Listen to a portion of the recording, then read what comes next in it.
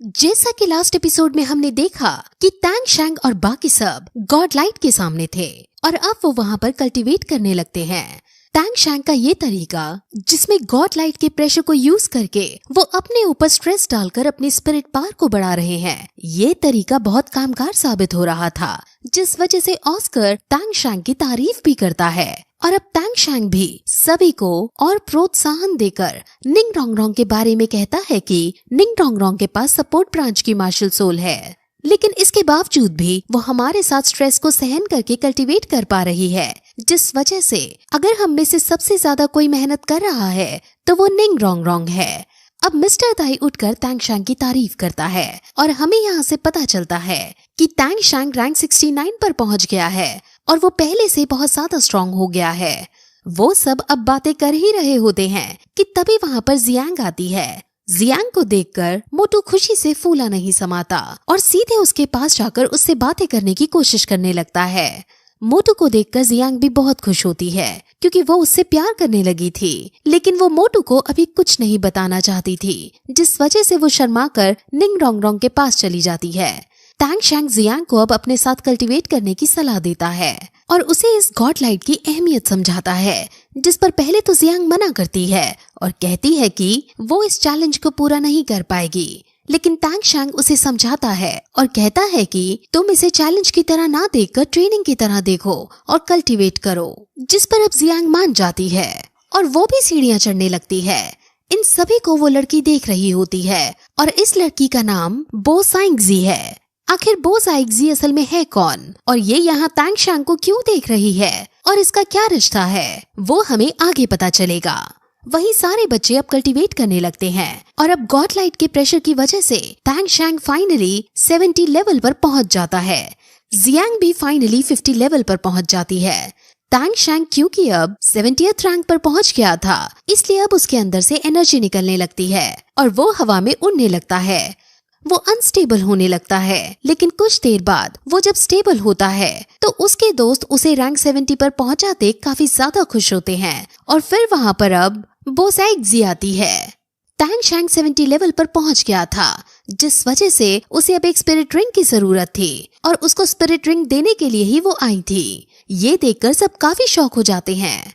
मोटू को जब spirit ring दी थी तब उसे उसको एब्जॉर्ब करने में काफी कष्ट हुआ था, क्योंकि बो साइंगजी जब भी कोई स्पिरिट रिंग देती है तो वो बहुत ज्यादा सालों पुरानी होती है, यानी वो बहुत ज्यादा स्ट्रॉन्ग होती है। स्पिरिट रिंग उनकी कैपेबिलिटी के अनुसार दी जाती है और टैंग शैंग यहाँ सबसे ज्यादा स्ट्रॉन्ग है, जिस वजह से सब सोचने लगते हैं कि टैंग शैंग को कौन सी स्पिरिट रिंग दी जाने वाली है। अब टैंग शैंग उस स्पिरिट रिंग को प्राप्त करता है और उसे एब्जॉर्ब करने बैठ जाता है। ये उसकी 7th स्पिरिट रिंग है और इस स्पिरिट रिंग का नाम गॉड बेस्टोड स्पिरिट रिंग है। इस स्पिरिट रिंग के बहुत ज्यादा फायदे हैं। इसको हासिल करने के बाद न सिर्फ टैंग शैंग की सोल पावर कंजम्पशन इंक्रीज होगी, बल्कि स्पिरिट रिंग की वजह से इसकी सारी सोल बोन भी पहले से ज्यादा मजबूत हो जाएंगे। टैंग शैंग इसको एब्जॉर्ब कर रहा होता है और उसे बहुत ज्यादा कष्ट हो रहा होता है, क्योंकि वो 1 लाख साल पुराने बीस्ट की स्पिरिट रिंग एब्जॉर्ब कर रहा है और ये स्पिरिट रिंग उसकी बॉडी कंडीशन के हिसाब से काफी ज्यादा है। लेकिन टैंग शैंग अब भी हार नहीं मानता और उसको अच्छे से एब्जॉर्ब करता रहता है। अब काफी स्ट्रगल करने के बाद फाइनली टैंग शैंग इस स्पिरिट रिंग को एब्जॉर्ब कर लेता है और फिर वो अब कल्टीवेट करने एक अंडे में जाकर बैठ जाता है और उसमें बंद हो जाता है।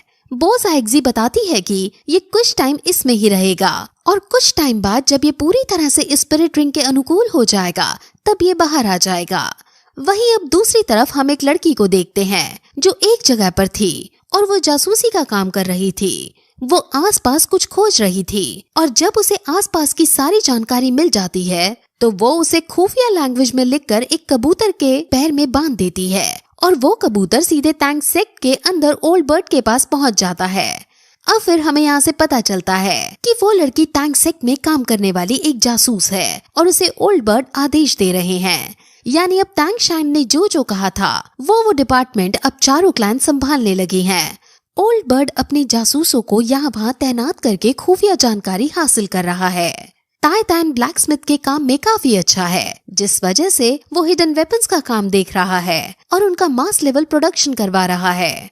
ओल्ड गोड जो मेडिसिन और ड्रग्स में एक्सपर्ट है, वो यहाँ मेडिसिन हॉल का निर्माण कर रहा है और वो उसी हर्ब को देख रहा है जो टैंग शैंग ने उसे दिया था और वो अब उस हर्ब से कुछ बनाने की कोशिश कर रहा होता है।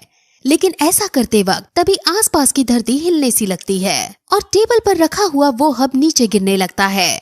ओल्ड गोट जब ये देखता है कि उसकी हर्ब नीचे गिरने वाली है तो वो तुरंत उसे बचाने जाता है।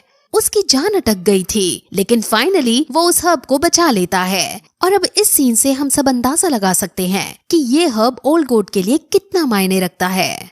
ये जो अभी धरती में हलचल हुई थी ये बाहर चल रहे कंस्ट्रक्शन की वजह से हुई थी, जिस वजह से अब ओल्ड गोट गुस्से में बाहर जाता है और ओल्ड राइनो को डांटने लगता है क्योंकि वो ही ये कंस्ट्रक्शन करा रहा था।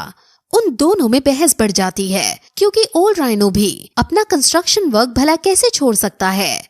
वो दोनों बहस कर ही रहे होते हैं कि तभी वहाँ पर ओल्ड बर्ड आता है और उनके बीच के बहस को शांत करने की कोशिश करता है और उन दोनों को समझाता है कि तुम दोनों के डिपार्टमेंट बहुत खास हैं और अगर तुमने एक दूसरे को नजरअंदाज किया तो ये टैंक शैंक के लिए बहुत नुकसान वाली बात होगी। अब वो उनमें बेस्ट पॉसिबल सोल्यूशन जो हो सकता था वो करवा देता है और उन दोनों में सुलह करवाता है। वहीं दूसरी तरफ टैंग शैंग जो अंडे के अंदर था वो अंडे के अंदर ही रहता है और बाकी सब दोस्त अपनी अपनी प्रैक्टिस कंटिन्यू रखते हैं। टैंग शैंग अंडे में था और अब उसके अंडे में रहते रहते 100 दिन बीत जाते हैं और अब भी वो बाहर नहीं आया होता। सब बच्चे टैंग शैंग की ही बात कर रहे थे और फिर वो सभी खाना खाने बैठ जाते हैं।